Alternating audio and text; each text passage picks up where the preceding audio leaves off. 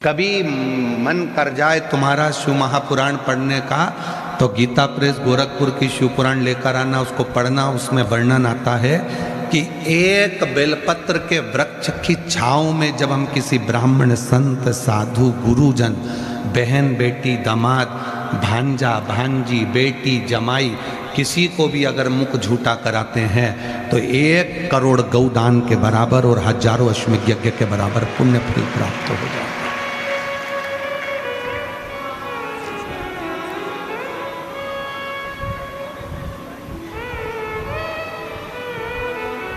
पाटला देवी, यशोदा जी से कहो कि वो संतों को भोजन कराए। संत भोजन करने बैठ गए। नंद बाबा ने खीर और मालपुआ बनवाया। खीर परोसते परोसते नंद बाबा निकल गए। थोड़ी देर बाद मालपुआ लेकर माँ यशोदा जी आ गई। पल्लू डला था लंबा, बहुत लंबा घूंघट, जैसे हमारे राजस्थान की शान है घूंघट, उसी तरह एक लंबा घूंघट यशोदा जी का डला था।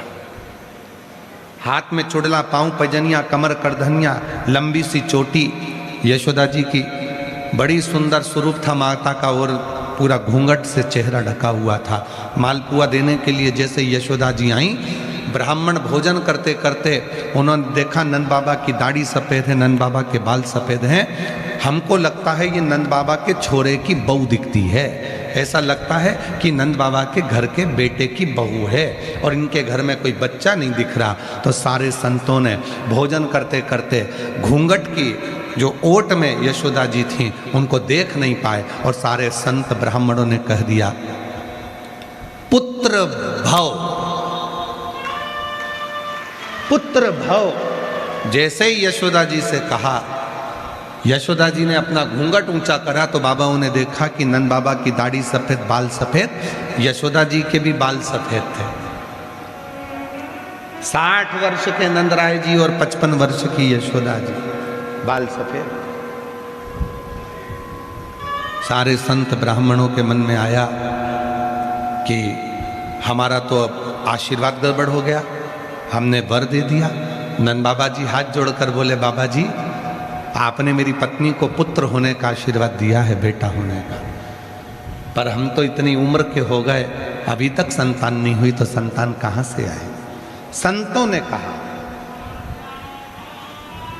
बेलपत्र के वृक्ष की छांव में जब भोजन करता ब्राह्मण कोई वर देता है, वो वर कभी खाली नहीं जाता, और हमने तुम्हें वर दिया। इसलिए लोग स्तुति गाते हैं, उसमें कहते हैं, ना जाने किस ऋषि मुनि ने धागा हाथ लपेटा कि नंद घर अनहोनी हो गई, बेटी हो गया बेटा। ना जाने कौन ऋषि ने हाथ पकड़ा।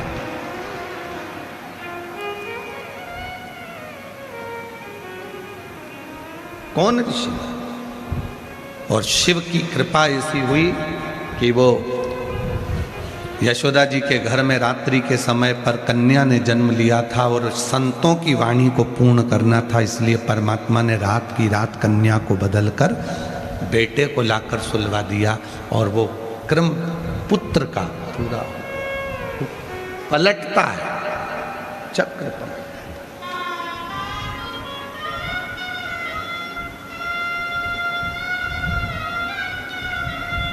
आज कथा का विराम है मेरी जीजियों, मेरी बेटियों, मेरे बेटाओं, मेरे बुजुर्ग माँ बाप, मेरे जमाई, मेरे जीजा।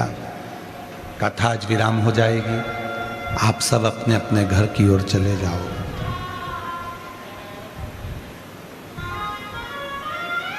पर मायके में 7 दिन जो आपने शिव महापुराण की कथा इस पंडाल के अंदर बैठकर सुनी है, तुम भले घर चले जाओ, पर 7 दिन जो तुमने बाबा को निमंत्रण दिया है अपने घर में आने के लिए, आपका दुखड़ा मिटाने के लिए, आपकी गोदी भरने के लिए, आपका सुख प्राप्त करने के लिए, मेरा भोले बाबा तुम्हारे पीछे पीछे तुम्हारे घर तक जरूर आएगा और तुम्हारा दुखड़ा मिटाएगा।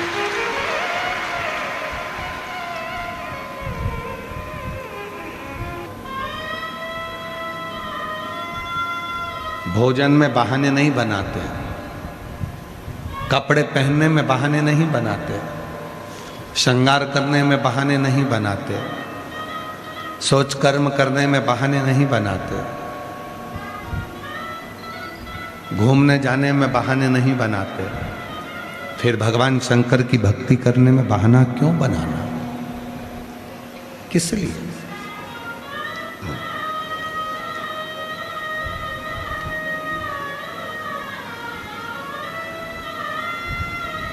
कल एक किसी बहन जी ने कोई मैसेज करा सीहोर, और सीहोर से वो मैसेज आशीष के पास आया, और आशीष ने फिर हमें बताया कि गुरुजी बोले कि जब दुख आए तो अपने पुराने समय का, जो तुमने सोमवार का व्रत करा है, जो तुमने प्रदोष करी है, जो तुमने व्रत धारण करा है, तुमने शिव जी को जल चढ़ाया है, पार्वती मैया अपने बचपन के किए हुए पुण्य को याद करती है,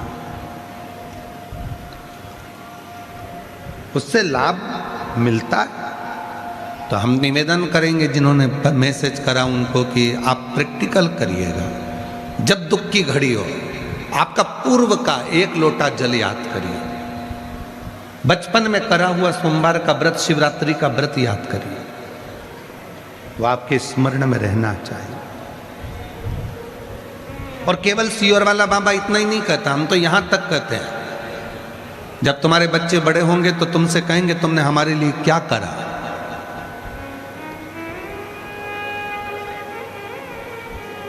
तो इसलिए निवेदन है, तुम्हारे बच्चे बड़े हों उससे पहले, जब तक बच्चे छोटे हैं, और उनकी गंदगी तुम साफ करो पानी डालकर, तो फोटो खींच खींच के रख लो, थोड़ी सी वीडियो बना के रख लो। जैसे ही बच्चा बोले कि तुमने हमारे लिए क्या करा, तो उसकी वीडियो चलाकर उसको दिखा देना, ये धोने के लिए तेरे ससुराल वाले नहीं आए थे, तेरी माँ ने धोया था। ये धोने के लिए तेरे परिवार वाले दूसरे नहीं आए थे, कोई दूसरा नहीं आया था, तेरी माँ ने धोई थी ये गंदगी। इसलिए अपने अपने बच्चों के गंदगी धोते समय एक एक फोटो खींच के रख लो। जब बच्चे कहें कि तुमने हमारे लिए क्या करा, तो वो फोटो निकाल कर दे देना, ये देख इतना सा था, धोना तक नहीं आता था, हमने धोया, हमने। और जो कहते हैं तेरे दोस्तों वो नहीं आए थे, ना तेरी आंटी आई थी, ना तेरे अंकल आए थे, हम केवल मैं धोती थी गंदगी को। बच्चे को हॉस्पिटल लेकर जाओ तो एक फोटो खींच कर रख लो, कोई नहीं आया था तेरी दुख की घड़ी में जब तू बीमार पड़ा था, ये थी तेरी माँ, तेरा बाप सामने खड़ा था, फोटो दिखाना।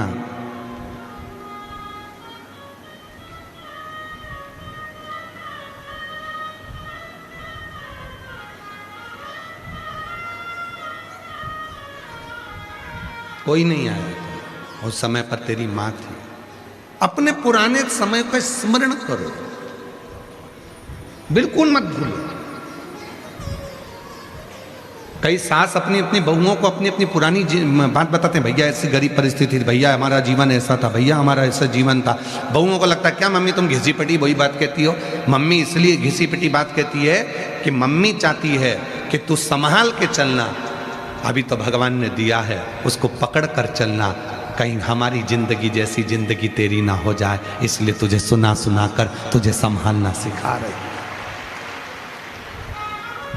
और बहू को क्या लगता है कि मम्मी वही पुरानी पुरानी बातें घिसती रहती हैं, हमारी सास ऐसी थी, हमने ऐसा करा, हमने चूल्हे पे रोटी बनाई, हमने ये करा, हमने वो करा, हमने ये करा, हमने वो करा।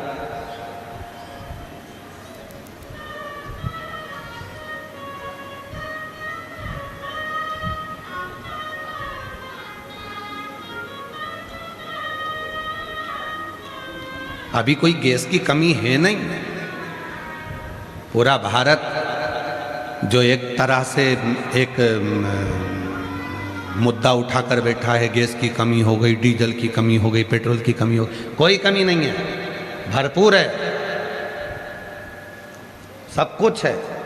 और हम तो कहते हैं कि एक आध बार कमी हो भी जाए ना, और तुम जब लकड़ी पर भोजन बनाओ तब तुमको याद आए कि हमारी पुरानी जिंदगी क्या थी और हमारा पूरा जीवन क्या था, कैसा जीवन था हमारा, कैसी जिंदगी थी हमारी। उसका स्मरण करो, पुराना पूर्व का स्मरण करो। और हम आज कहें आप लोगों से, पूरे जयपुर वासियों से, और जितने श्रोता टीवी पर कथा सुन रहे हैं, सोशल मीडिया पर सुन रहे हैं, जो लाखों की संख्या में इस कथा को सुनते हैं, करोड़ों करोड़ों लोग इस पवित्र कथा को श्रवण करते हैं, उनसे एक बात कहें कि एकांत में जब बैठा करो, या दुकान पर तुम्हारे ग्राहक कम हो, या तुम ऑफिस में फुर्सत में हो, या घर पर काम पूरा ख़त्म कर लो और थोड़ी देर फुर्सत में बैठो ना, तो थोड़ा अपना चित्त लगाकर भगवान शंकर से बात करा करो कि बाबा तू बड़ा धन्य है, बड़ा धन्य, मेरा शरीर अच्छा बनाया तू, अच्छा पति दिया, अच्छी पत्नी दी, अच्छे बच्चे दिए, बड़ी कृपा तूने करी। और कितनी बड़ी कृपा करी कि मुझे जयपुर में कथा सुनने का मौका दे दिया और मैं जाकर कथा भी सुन ली, बड़ी कृपा।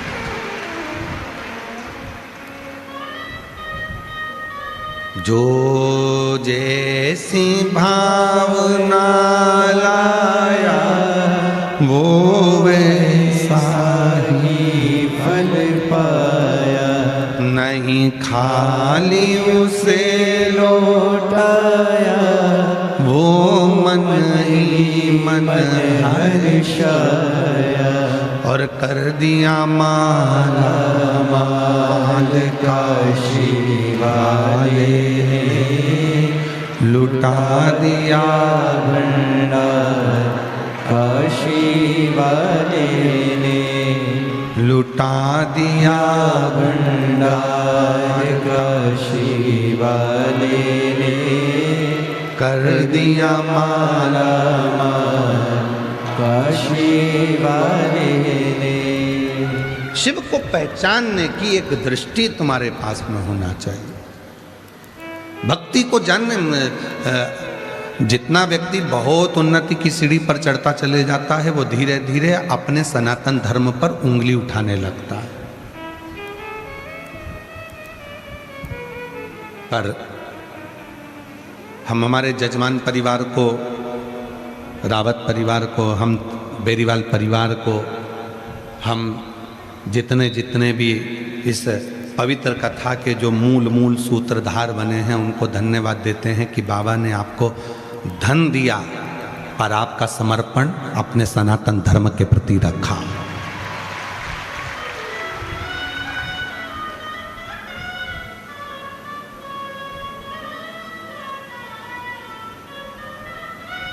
जयपुर में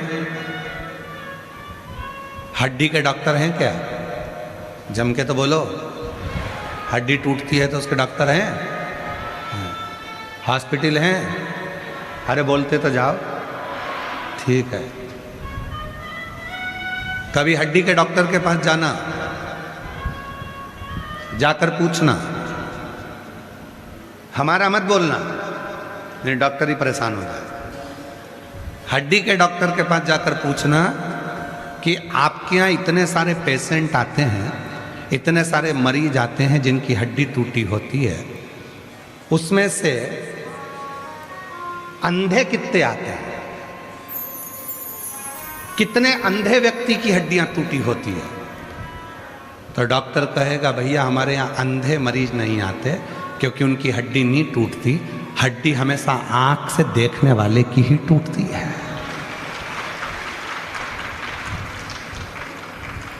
हड्डी अंधे की नहीं टूटती, क्योंकि उसने एक छड़ी अपने साथ में रखी है, डंडा अपने साथ में रखा है, वो छड़ी को पकड़ कर चलता है तो ठोकर खाकर गिरता नहीं है। भगवान ने जिनको आंख दी है, ठोकर खाकर वही जान कर कर गिरता है, हड्डी उसी की टूटती है। बाथरूम में गए थे, सब दिख रहा था, अच्छा है, बाथरूम है, चिकना फर्श है, सब समझ में आ रहा है, बहू नहाकर गई होगी, शैम्पू पड़ा है, ये भी समझ में आ रहा है, साबुन का घोल पड़ा है, ये भी समझ में आ रहा है, तो फिर चप्पल पहन के जाने की जरूरत क्या थी? फिसल गई, टूट गई हड्डी। गई हॉस्पिटल, डॉक्टर साहब ने कहा आंखें नहीं थी, दिखता था ना, हाँ साहब आंखें तो थी पर समझ नहीं पाई, रास्ते से चल रही थी, सामने नाली थी, दिख रहा है स्पीड ब्रेकर दिख रहा है, गाड़ी चला रहे हो दिख रहा है कि स्पीड ब्रेकर है, दिख रहा है सिग्नल बना है, दिख रहा है पुलिस वाले कह रहे हैं हेलमेट लगाओ, पुलिस वाले कह रहे हैं सीट बेल्ट बांटो, उसके बाद भी गाड़ी का एक्सीडेंट हो जाए तो लोग कहेंगे क्यों रे तुझे दिखा नहीं था? नहीं दिखा तो था, क्यों तुझे ये नहीं दिखा स्पीड ब्रेकर? दिखा था, फिर गाड़ी उचकी कैसे? तो क्या बस गलती हो गई। और वो अंधा व्यक्ति जो आंखों से अंधा है बट लाठी टेक टेक कर छड़ी से धीरे धीरे चल रहा है और उसका एक्सीडेंट नहीं होता, वो कहीं हड्डी नहीं तोड़वाता, हड्डी आंख वाले की टूटती है। उसी तरह हमेशा अपने सनातन धर्म पर उंगली अपना ही व्यक्ति उठाता है जो पूर्ण भरोसा करता है, जिसके पास शिव रूपी छड़ी होती है, जिसके पास भरोसे की छड़ी होती है, जिसके पास शंकर के विश्वास की छड़ी होती है, वो कभी खड्डे में नहीं गिरता। याद रखना, तुमने अगर शंकर पर भरोसा करा है, तुमने एक लोटा जल पकड़ा, तुमने विश्वास किया है, तो तुम किसी खड्डे में नहीं गिरोगे, क्योंकि परमात्मा वो छड़ी तुम्हें संभाल कर चलाएगी। पर जिनकी आंखें हैं, जिनको दिख रहा है, इतने पत्र आते हैं, इतना भाव आता है, इतनी पब्लिक आती है, ना जाने कहां से आती है, कोई इनको चावल देने नहीं गया, कोई इनको बुलाने नहीं गया, इनको रोक दिया जाता है कि मत जाओ तो भी लोग जाते हैं। आखिर समझने वाली बुद्धि है कि इतनी पब्लिक इतना भक्त कहां से आ रहा है, कैसे आया कैसे जाएगा।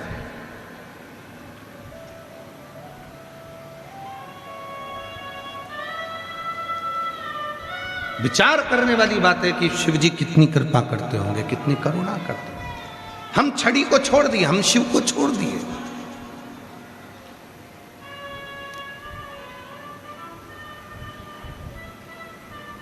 जाना जरा हॉस्पिटल में जाकर पूछना, क्यों साहब हड्डी टूटी, किसकी टूटी?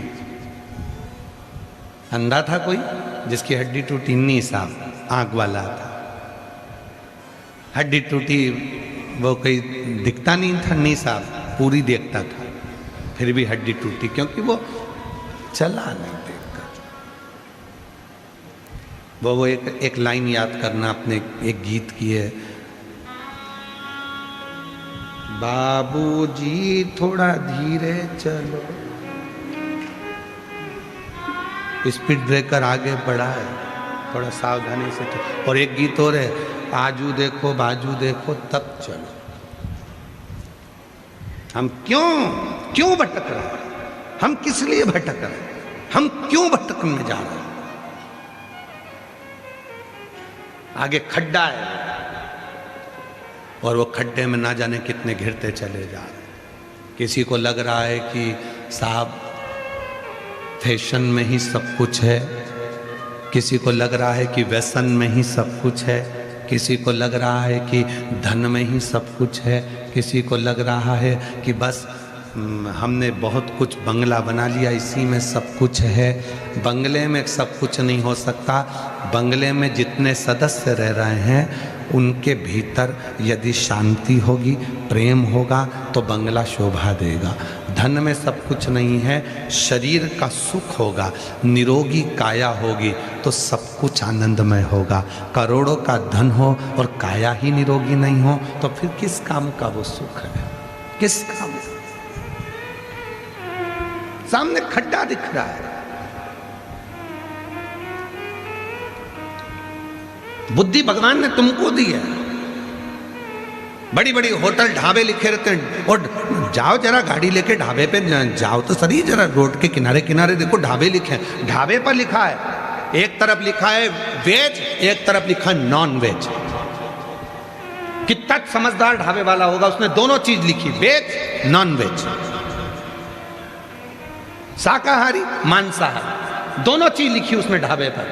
और वो इंतजार कर रहा है तुम जैसे मूर्ख का। क्यों? अब देखना यह है कि ये आके नॉन वेज खाता है कि वेज खाता है। अब इंतजार कर रहा है कि भगवान ने बुद्धि दी है तेरे को और तू ढाबे पे जाकर पूछ रहा है कि नॉन वेज दे दो। भगवान ने बुद्धि दी है। कितने पकवान, राजस्थान जैसी मिठाइयाँ पूरी दुनिया में कहीं नहीं बन सकती जो राजस्थान में बनती है। राजस्थान का भोजन जैसा भोजन पूरे कहीं नहीं बन सकता भारत में जो राजस्थान में बनता है। राजस्थान जैसा पहनावा पूरे भारत में नहीं बन सकता जो राजस्थान में बनता है। राजस्थान के तीर्थ जैसे तीर्थ पूरे भारत में नहीं हो सकते जो राजस्थान में है। राजस्थान जैसी मर्यादा, राजस्थान जैसा खम्मा घनी, राजस्थान जैसा दूल्हे को भी बना और दुल्हन को बनी। यहाँ राजस्थान की जो भाषा है, बोली है, मनवार है, आदर है, सत्कार है, वो पूरे भारत में नहीं हो सकता जो राजस्थान में है। आओ पधारो सा हमारा देश कहने वाला भी केवल एक राजस्थान है, केवल एक राजस्थान। और उस राजस्थान के लोग जो अपने घर से बाजरे की रोटी लेकर चलते थे, चटनी लेकर चलते थे, कड़ी लेकर चलते थे, भोजन करते थे और अपनी बुलंदता से आगे बढ़ते थे, आज उस राजस्थान के तीर्थों में भी दर्शन करने जाओ तो ढाबे के बाहर लिखा है कि वेज और नॉन वेज। तो सोचने वाला प्रसंग हो जाता है कि हमारी बुद्धि क्या मारी गई है। खड़े होकर कहना चाहिए भैया ये नॉनवेज वाला बोर्ड हटाओ, यहाँ तो केवल वेज होना चाहिए, क्योंकि हमारे राजस्थान में लोग सालासर आते हैं, श्याम जी आते हैं, जीण माता आते हैं, झुंझुन माता आते हैं। यहाँ तो हमारा राजस्थान तो जहाँ पूरे दुनिया में निवास करने वाले एक एक व्यक्ति के कुल देवी देवता मिलेंगे तो राजस्थान में मिलेंगे। सबका बाप यही है। और हम हमारी बुद्धि के हिसाब से वेज नॉन वेज। और अब तुम्हारी बुद्धि कहाँ गई, अब तुम्हारा चित्त कहाँ गया? फिर वही वाली बात आ गई, बिजली खड़ी, फिर वही वाली बात आ गई, भटक रहा।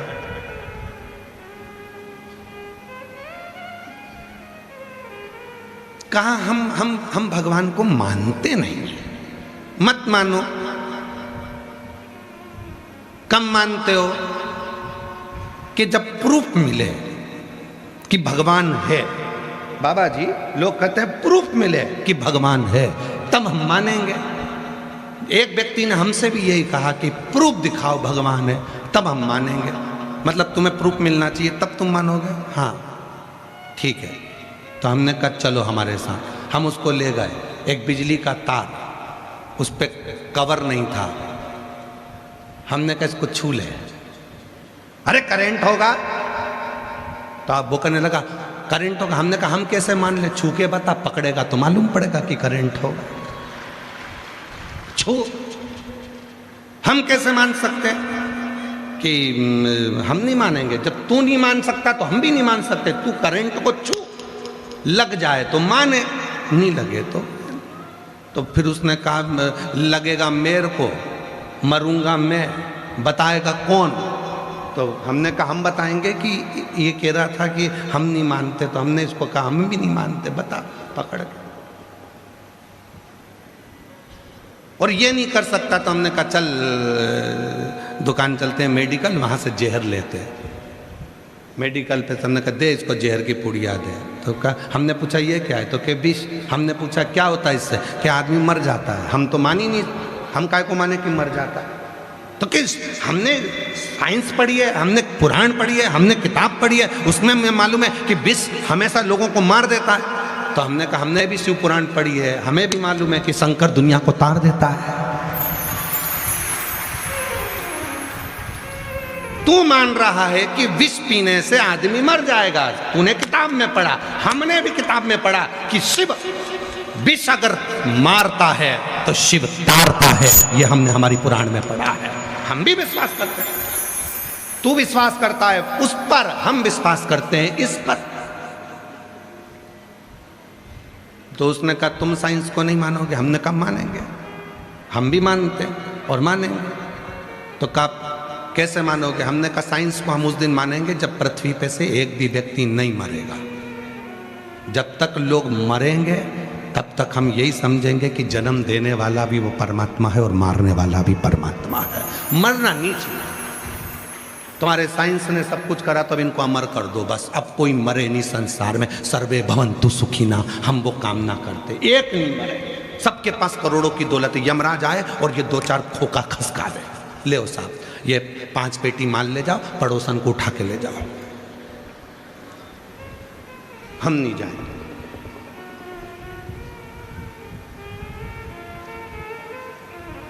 ए भाई, दुनिया में हम आए हैं तो जीना ही पड़ेगा, जीवन है अगर जहर तो पीना ही पड़ेगा। इस संसार सागर में यदि आए हो तो दुख भी झेलना पड़ेगा, खुशियाँ भी जिंदगी में आएगी, सब कुछ होगा इस जीवन में। बस इतना याद रखना, शिव की शरणागति का स्मरण रखना। हम शंकर को भजते हैं, हमारे पास प्रमाण है कि शिव हमारा है, हमारे जीवन का दुख वो काटेगा। मिलेंगे तर्क करने वाले, हम भगवान को नहीं मानते, हम भगवान को नहीं मानते। मत मानो, तुम्हारे मानने से क्या होता है?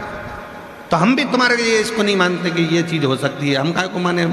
पी के बताओ 20 किससे लोग मरे, पी पी तब हम माने, लगा करंट को हाथ तब हम माने, हम भी नहीं मानते। मानेंगे हम जानते हैं कि विष मार देता है, पर इतना भी जानते हैं कि मेरा शिव तार देता है, शंकर तार।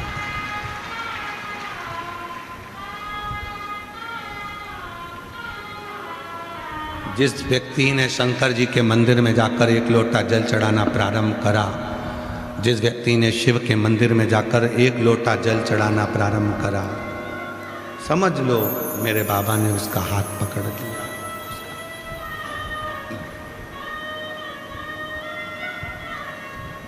फूलों की कलियों में, काशी की गलियों में, फूलों की कलियों में, काशी की गलियों में, तेरे बिना कुछ कहीं ना,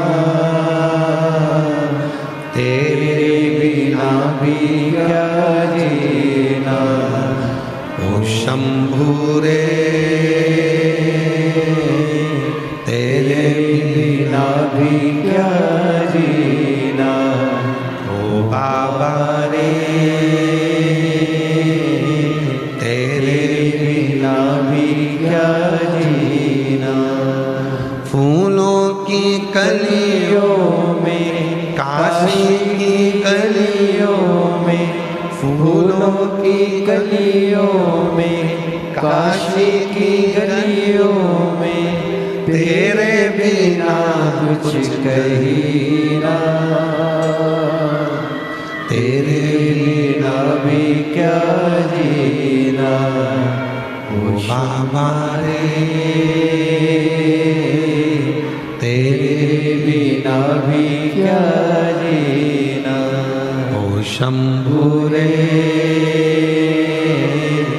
तेरे बिना भी क्या जीना।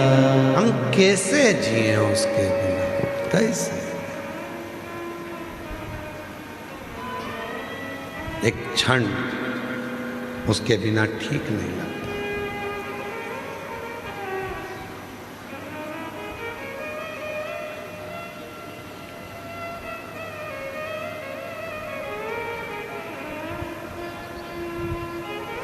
परसों के दिन आशीष कह रहे थे, गुरुजी बाहर बहुत सारे लोग मिलने वाले रह गए, आप उठ के चल दिए। 2 दिन, हम पूरे 7 दिन में से केवल 2 दिन, 5वां और 6ठा दिन ऐसा होता है जो सबसे मिलते हैं। बाकी के 7 दिन आप लोगों से हमारा मिलना नहीं होता।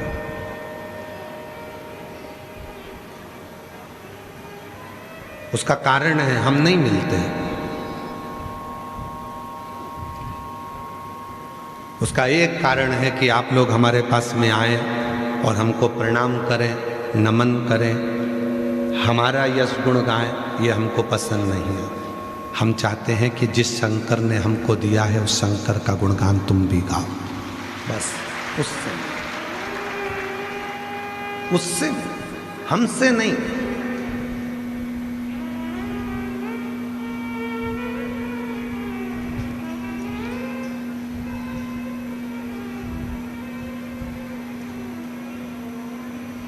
कई बार समितियां भी कहती हैं कि हम लोगों ने इतना इतना व्यवस्था करी, टेंट लगाया, भोजन चलाया, पंखा लगाया, ये करा वो करा, कम से कम हम लोगों से तुम मिलो। तो हम उनसे भी कह देते हैं तुमने कथा सुनने के लिए कथा करवाई है, हमसे मिलने के लिए नहीं। हमसे मिलना है तो सीहोर आओ, जब हम कथा ना करें तो शाम को प्रदोष काल में, हम सीहोर भी नहीं मिलते, प्रदोष काल में जब हम आरती करने के लिए बाहर आए तब आपका और हमारा निगाह मिलेगी, बस उतना बहुत है, बहुत। और पहले के रिश्ते और आज के रिश्ते में अंतर यही तो है, पहले के रिश्ते और आज के रिश्ते में अंतर यही है। बाबा जी पहले शादी होती थी तो ना लड़के के पास मोबाइल था ना लड़की के पास मोबाइल था, ना दोनों होटल में मिलते थे, केवल लड़की चाय की ट्रे लेकर आती थी, नीचे रखती थी, लड़का और लड़की की निगाह मिलती थी और संबंध पक्का हो जाता था, और वो संबंध 7 जन्म तक निपटा था।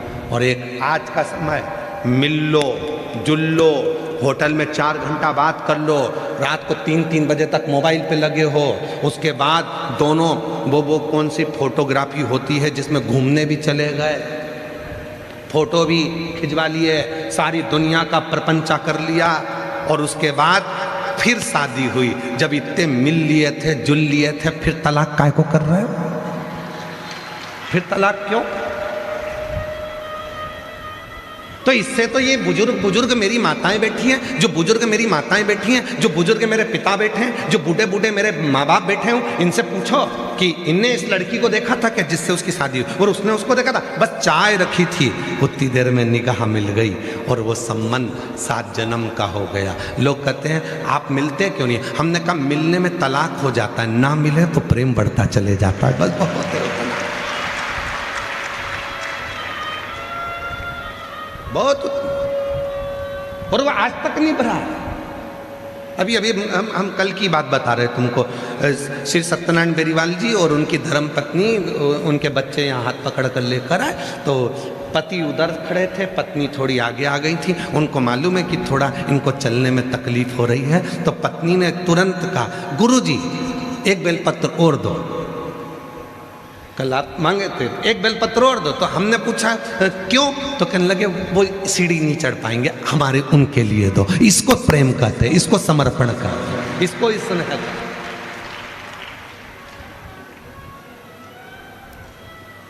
प्रेम की परिभाषा किसको कहते हैं वो समझे।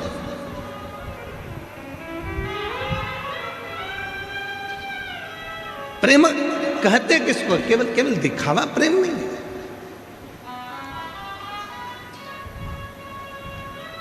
शिव के पास जाओ, मेरी माँ जगत जननी जगदम्बा अम्बा पार्वती जी जब हलाहल विष मंथन में निकला, और उस मंथन में निकले हुए विष को जब भगवान शंकर के पास लाया,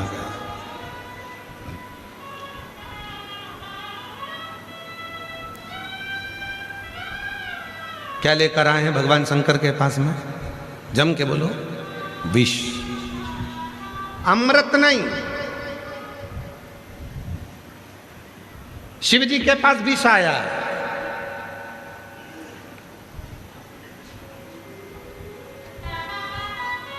एक गांव में एक व्यक्ति कथा कर रहा है, तो कथा करते करते वो जजमान से लड़ लिया। जजमान बोले लड़ाई, हमने पूछा क्यों लड़ लिया? तो लड़ाई इस बात की हुई है कि वो साड़ी चढ़ाया भागवत जी पे, तो ऐसी चढ़ाया कि जो कोई पहन ना सके। तो हमने कहा शिव पुराण पढ़ लेते एक बार, उसमें लिखा है शंकर जी के पास विष आता है, अमृत नहीं। मायके से साड़ी मिलती है, रिश्तेदार साड़ी दिलवाते हैं, कहीं से साड़ी लाती हैं, तो माताएं सबसे अच्छी साड़ी होती है, अगर कहीं मायके से मिली है बहुत अच्छी है तो उसकी पीको फाल लगा के तैयार करके पहन लेती हैं, और थोड़ी भी गड़बड़ है तो बहू को दे देती है, और अच्छी है थोड़ी बहुत तो बेटी को दे देंगी। और अगर मान लो वो बेटी को देने के लायक नहीं है, पहनने के लायक नहीं है, बेटी को बहू को भी देने के लायक नहीं है, तो उसको घड़ी करके बढ़िया तैयार करके और सिर पे पल्लू लेके कहीं भागवत जी होगी,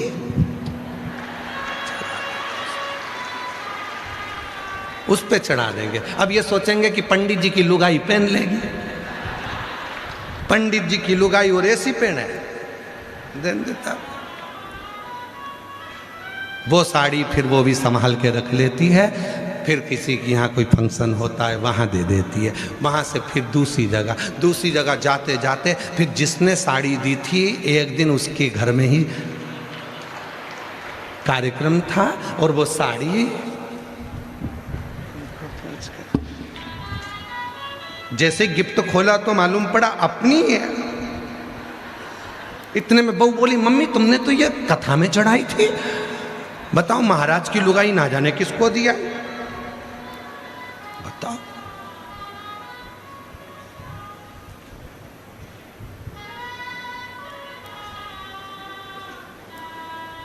ये तो राजा भर्तरी जैसा काम हो जाता है कभी कभी है।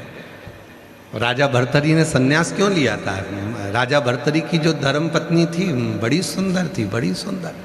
और राजा भर्तरी गुरु गोरखनाथ जी के परम भक्त हो गए थे। गोरखनाथ जी ने विचार करा कि इस भर्तरी को विद्वान बहुत है, ज्ञानी बहुत है, इसको परिवार से और पत्नी से प्रेम बहुत ज्यादा है। तो गुरु थे, गुरु जानते थे सब कुछ कि इनको क्या चाहिए। गुरु की दृष्टि बड़ी परखी होती है। जो शिव गुरु होते हैं ना, भगवान शंकर के जो उपासक गुरु होते हैं, शंकर की भक्ति करने वाले, शंकर का स्मरण करने वाले, उन गुरु से जाकर आप कुछ मत बोलो, केवल एक बार कह दो, बाबा देख तो लो, एक बार तो देखो। बस बाबा निगाह उठाकर देख लेगा ना तो मालूम है कि गुरु सब कुछ दे देगा। केवल देखा और उतने में सब कुछ दे देता है। यह कई माताओं की आदत रहती, कई भाइयों की आदत रहती, कथा में बीच में चिल्ला देते हैं हर हर। ये बीच में इसलिए चिल्लाते हैं, एक बार गुरुजी देख तो ले हमारी ओर, कम से एक बार तो देखे कम से कम। तो वो राजा भर्तरी गोरखनाथ जी जान गए ये भक्त बड़ा बिरला है, और परंतु ये अपनी पत्नी के आसक्ति में, पत्नी से बहुत प्रेम करता है, अपनी पत्नी से इतना प्रेम करता है कि ये एक मिनट उससे नहीं छोड़ता। तो एक दिन गुरु गोरखनाथ जी ने बड़ी कृपा करी, और बड़ी कृपा कर गुरु गोरखनाथ जी ने कह दिया, राजन मेरा मन करता है मैं तुझको एक फल दे दूं। तेरे जैसा राजा पूरी दुनिया में रहना चाहिए, इतना प्रतापी राजा पूरी दुनिया में रहना चाहिए, सब दूर विजय प्राप्त करने वाला राजा पूरी दुनिया में रहना चाहिए। तू जवान रहेगा तो पूरा राज्य अच्छा चलता रहेगा। भगवान गुरु गोरखनाथ जी ने एक फल लिया, राजा को दे दिया, राजन ये फल तू खा लेना, तू कभी बुढ़ा नहीं होगा, तो कभी बुजुर्ग नहीं होगा।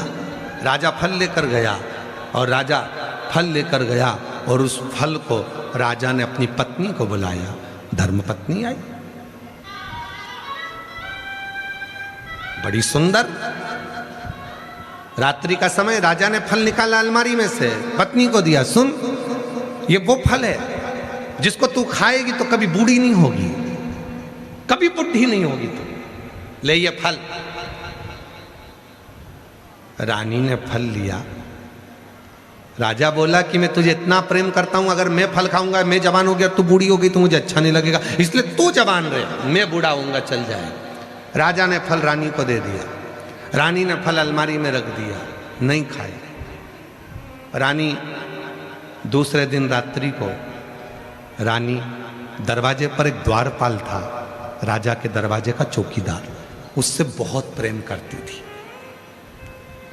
रानी उसे चाहती थी। रानी वो फल लेकर द्वारपाल के पास पहुंच गई। द्वारपाल के पास जाकर गले लगकर फल देकर कहा कि ये फल मैं तुम्हारे लिए लाई हूं। इस फल में क्या है? मैं चाहती हूं ये फल गुरु गोरखनाथ ने दिया है, इस फल को जो खाएगा वो जवान रहेगा, कभी बुढ़ा नहीं होगा। रानी ने कहा मैं तुम्हें बहुत प्यार करती हूं, मैं चाहती हूं कि मैं बूढ़ी हो जाऊं पर तुम कभी बूढ़े ना हो, इसलिए ये फल तुम खा लो। चौकीदार ने वो फल ले लिया, अलमारी में रख दिया। चौकीदार राजा के महल में एक नृत्यांगना नाचती थी, नाचने का काम करती थी। राजा उस नृत्यांगना को प्रेम करता था, वो चौकीदार उस नृत्यांगना को प्रेम करता था। रानी चौकीदार को प्रेम करती थी, चौकीदार को फल दे दिया। पहले समझ लें, भर्तरी प्रेम करते थे पत्नी को दिया, पत्नी प्रेम करती थी चौकीदार को तो चौकीदार को दिया, चौकीदार प्रेम करता था एक नृत्यांगना को, एक वैश्या को जो नाचती थी। चौकीदार उस वेश्या के पास पहुंच गया। मैं तुम्हें बहुत प्रेम करता हूं, मैं तुम्हें बूढ़ा होते हुए नहीं देख सकता, इसलिए ये फल तुम खा लो, गुरु गोरखनाथ ने दिया था। अच्छा, तुम खाओगी ना, कभी बूढ़ी नहीं होगी। मैं तुम्हें बूढ़ा होते हुए नहीं देख सकता, मैं बूढ़ा हो जाऊंगा चल जाएगा, पर तुम बूढ़ी होकर मैं तुम्हें नहीं देख सकता। और वो फल उसने उस वेश्या को दे दिया। वेश्या राजा से स्नेह करती थी। साड़ी घूम के पहुंच गई वापस तुम्हारे पास। वेश्या राजा भर्तरी से प्रेम करती थी और वेश्या राजा भर्तरी के पास जाकर कहती है, दुनिया में ऐसा राजा दूसरा नहीं हो सकता। महाराज, मेरी इच्छा है ऐसा अटल राज्य आपका चले, इस फल को आप खा लो। राजा ने पूछा, ये कौन फल है? ये वो फल है जिसको आप खाओगे तो जवान रहोगे, कभी बूढ़े नहीं होगे। राजा ने उस वेश्या से पूछा, सत्य बताना, तुझे ये फल किसने दिया? चौकीदार ने। चौकीदार को बुलाया, तुझे फल किसने दिया? रानी ने। रानी को बुलाया कि फल तो मैंने तुझे दिया था, तूने इसको क्यों दिया? क्योंकि मैं इसको प्रेम करती थी। बस राजा ने अपना राज्य त्याग दिया और हरिद्वार में जाकर तप किया। हरिद्वार में तप क्या?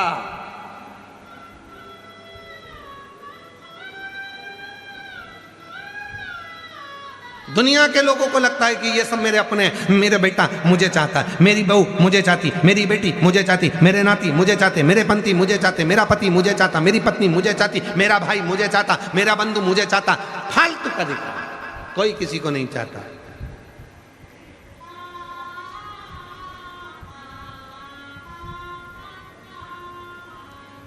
शिव कथा कर रही है, इसलिए ये शिव महापुराण की कथा करी। खूब कमाओ, अपनी कैपेसिटी से ज्यादा 4 गुना कमाओ। मेहनत कम मत करना, परिश्रम कम मत करना, एजुकेशन कम मत करना, पढ़ाई खूब करो, अच्छी नौकरी के लिए अप्लाई करो, खूब मेहनत करो, 4 गुना कमाओ। और अगर व्यापार कर रहे हो तो अपनी मेहनत से ज्यादा कमाओ, 4 गुना ज्यादा कमाओ। अच्छी मेहनत कर कर जितना कमा सकते उतना कमाओ। अभी तुम्हारा शरीर चल रहा है, पर याद रखना, कमाना, पर उस कमाई का एक अंश, हम तो यहां तक कहेंगे, किसी को मत दो, अपने ऊपर खर्च करो, स्वयं के ऊपर फुल एंजॉय करो, अपनी जिंदगी मस्त जियो। अपनी जिंदगी मत दो किसी को। तुम अठन्नी किसी को नहीं दे सकते, मत दो। तुम 1 रुपया किसी को नहीं दे सकते, मत दो। कौन कहता है कि तुम दो? अपने ऊपर खर्च तो करो। हम अपने ऊपर ही खर्च नहीं कर। बेटा चला रहा एप्पल का मोबाइल, बाप चला रहा कीपैड। बेटा गया हेयर स्टाइल बनवाने, 500 रुपए दे के आ गया, और पिताजी लगे अपने हाथ से केची से छाटता फिरता। बेटा एक से बढ़कर एक जीन्स और टी-शर्ट, और एक से बढ़कर एक परफ्यूम, एक से बढ़कर एक। और बाप सुबह अगरबत्ती लगाता है तो उसी के धुएं को अपने में चिपका लेता। आजा आजा, चिपक जा, खुशबू आएगी दिन भर मेरे शरीर में, चिपक जा। भगवान को अगरबत्ती घुमा रहा था, खुशबू वाली थी तो थोड़ी शर्ट के पास भी घुमा। कर्पूर गौरम कर्णावतारम संसार सा कुछ गेंद्राणम।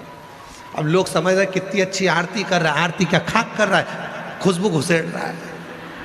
सब कर्पूर गौरम कर्णावतारम संसार सा। और बेटा 2 मिनट में परफ्यूम 700 का, ये लगाया ये लगाया। पिताजी वही गाड़ी को दिन भर रमा रहा है जो कन्यादान में मिली थी पापा की शादी में, वो गाड़ी आज तक चल रही। और बेटे नई नई गाड़ी जिसमें ओंधे हुए जा रहा है, ऐसी गाड़ी। और पिताजी कमा कमा कर मर गए। आखिरी में घर में इतना बड़ा फोटो टंग गया, प्लास्टिक के फूल की माला चढ़ गई, पंखा चलता तो माला हिलती। बहुएं कहती पापा खुश हो रहे। अरे पापा खुश नहीं हो रहे, पापा कह रहे बेटा हम भी कमा कमा के मर गए, फोटो में टंग गए, एक दिन तुम भी टंग जाओगे, इसलिए शिव पुराण में चले जाओ। कथा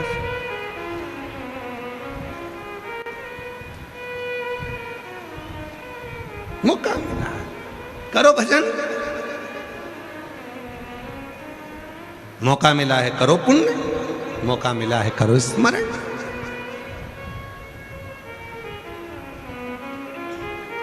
अरे मिलती है शिव नाम की दौलत कभी कभी, होती है अपने जयपुर में शिव पुराण कभी कभी। दौलत को पाके तुम कभी अभिमान